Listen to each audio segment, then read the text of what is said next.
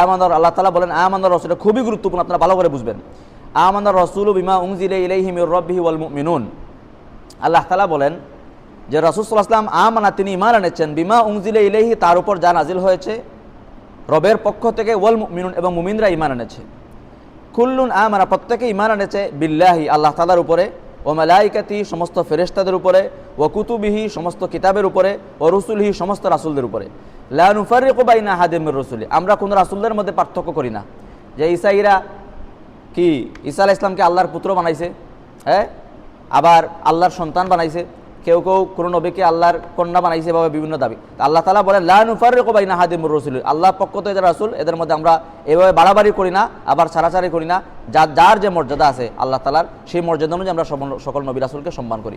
ওয়া ক্বালু সামি'না ওয়া আতা'না, মুমিনদের গুণাবলী হলো তারা বলে সামি'না ওয়া আতা'না, এটা এক নম্বর গুণাবলী। যা শুনবে সামি'না বলবে, সামি'না আমি শুনলাম, ওয়া আতা'না মানলাম। তাহলে শোনার মানায় দুইটা হলো মুমিনের কাজ। গুফরানাকা রাব্বানা ওয়া ইলাইকাল মাসির, যে আমার রব তুমি মাফ করো, রব্বানা ওয়া ইলাইকাল মাসির, আর তোমার দিকে আমাদের প্রত্যাবর্তন ফিরে আসা। লা ইউকাল্লিফুল্লাহু নাফসান ইল্লা উসাহা, আল্লাহ বলেন মানুষের সাধ্যের বাইরে আল্লাহ কোনো বোঝা মানুষের উপর চাপাইয়া দেন না। লাহা মা কাসাবাত ওয়া আলাইহা মা ইকতাসাবাত, সে যা কামাই করবে ভালো হোক মন্দ সব তার নিজের জন্য। এরপরে দুইটা দোয়া আল্লাহ তাআলা শিক্ষা দেন যে রব্বানা লা তুআখিযনা ইন নাসিনা আও আখতানা, যে আল্লাহ তাআলা তুমি আমাদেরকে পাকড়াও করবে না, আমাদেরকে তুমি গ্রেফতার করবে না, আমাদেরকে শাস্তি দিও না, ইন নাসিনা আও আখতানা, যেসব গুনাহগুলো আমাদের কাছ থেকে ইচ্ছায় বা অনিচ্ছায় গুনাহ হয়ে গেল। ইচ্ছা করে গুনাহ করে বললাম আমি জানি এটা গুনাহ, এরপরে করে ফেলছি। আর একটা হলো জানি না এটা গুনাহ, অজান্তে হয়ে গেছে। তাহলে ইচ্ছাই হোক অনিচ্ছাই হোক, সকল গুনাহের কারণে আল্লাহ তুমি আমাদেরকে পাকড়াও করো না, আমাদেরকে শাস্তি দিও না। রব্বানা ওয়ালা তাহমিল আলাইনা ইসরান কামা হামালতাহু আলাল লাযিনা মিন ক্বাবলিনা, আর আমাদের পূর্ববর্তী অনেক জাতির উপরে তুমি অনেক বোঝা চাপিয়ে দিয়েছিলে গুনাহের কারণে, পাপের কারণে, আল্লাহ এইসব বোঝা তুমি আমাদের উপর চাপিয়ে দিও না। এটা দোয়া। রব্বানা ওয়ালা তুহাম্মিলনা মা লা তাকাতা লানা বি, আল্লাহ আমাদের গুনাহের কারণে এমন কোনো বোঝা আমাদের উপর চাপিয়ে দিও না যেটা বইবার ক্ষমতা আমাদের নাই, যে বোঝা সহ্য করার ক্ষমতা আমার নাই। এমন বিপদ আল্লাহ তুমি দিও না যে বিপদটা সহ্য করার মতো ক্ষমতা আমার নাই।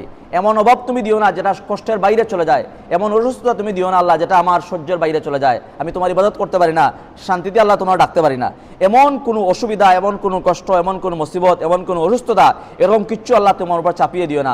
রব্বানা ওয়ালা তুহাম্মিলনা মা লা তাকাতা লানা বি, এমন বোঝা আল্লাহ তুমি আমাদের উপরে চাপিয়ে দিও না যেটা বইবার ক্ষমতা আমার নাই। ওয়াফু আন্না, তুমি আমাকে মাফ করো। ওয়াগফির লানা, আবার বলছেন মাফ করো। দুইবার মাফের কথা কেন আসছে? এরপরে বলেন ওয়ারহামনা, আমাদের উপর রহম করো। তাইলে মাফের কথা ওয়াফু আন্না দ্বারা, প্রথম ওয়াফু আন্না দ্বারা উদ্দেশ্য হলো আমাদের গুনাহগুলোর তুমি মিটিয়ে দাও। আর ওয়াগফির লানা, আমাদেরকে মাফ করো। ওয়ারহামনা, রহম করো, মানে হলো যে গুনাহের কাজ করার পরে গুনাহ যখন মিটিয়ে দিবে আমাদেরকে নেকির কাজ করার তৌফিক দান করো। যত জায়গায় কোরআন শরীফে মনে করেন ওয়াগফির লানার পরে ওয়ারহামনা আসছে, মানে গমায়ের পরে রহমের কথা আসছে, মনে করবেন এই রহম দ্বারা উদ্দেশ্য হলো নেকির কাজ করার তৌফিক চাওয়া, যে আল্লাহ গুনাহ থেকে মাফ করো আর নেকির কাজ করার তৌফিক দান করো। আনতা মাওলানা, তুমি আমাদের অভিভাবক, রক্ষণাবেক্ষণকারী। ফানসুরনা আলাল কওমিল কাফিরিন, আর কাফের সম্প্রদায়ের উপরে আমাদের বিজয় দান করো। তাহলে এই হলো সূরা বাকারা শেষ দুই আয়াত। আমরা সূরা আলিফ লাম মিম থেকে শুরু করে এই শেষ আয়াত পর্যন্ত পড়লাম। আমরা আল্লাহর কাছে দোয়া করি আল্লাহ যেন এই আয়াতগুলোর উপকার আমাদেরকে দান করে, আল্লাহুম্মা আমিন।